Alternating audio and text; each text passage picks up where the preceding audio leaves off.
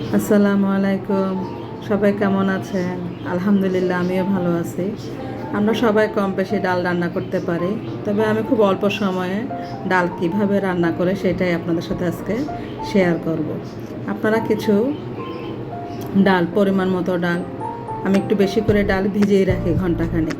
সেই ডালটা ভিজানোর পরে ভালো করে ধুয়ে পানি ঝারিয়ে নিই। পানি ঝারিয়ে সেটা আমি একটা বক্সে করে ডিপে রেখে দিই। তো আপনারা যখন রান্না করবে তখন 10 মিনিট আগে নামিয়ে রাখবেন, বা একটু পানি দিয়ে একটু চালনিতে চেলে পানি ঝরিয়ে নেবেন।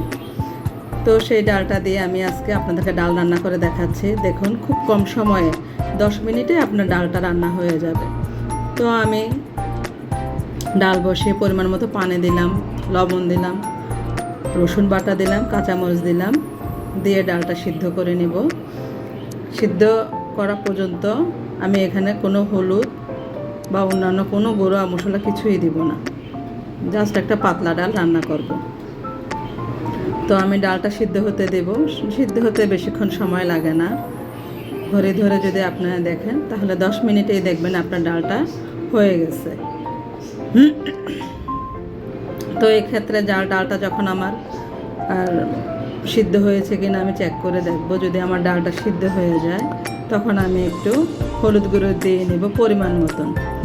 বেশি হলুদ গুঁড়ো দিলে ডালের স্বাদটা অনেক সময় ভালো লাগে না।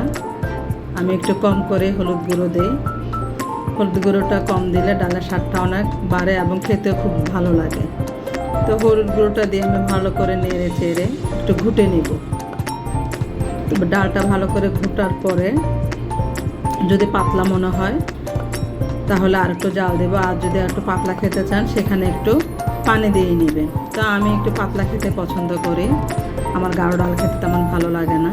তো আমি একটু পানি দিয়ে পাতলা করে নিয়ে তারপরে যখন বলক আসবে তখন জাস্ট শুধু পেঁয়াজ দিয়ে আমি বাগারটা দিয়ে দিব।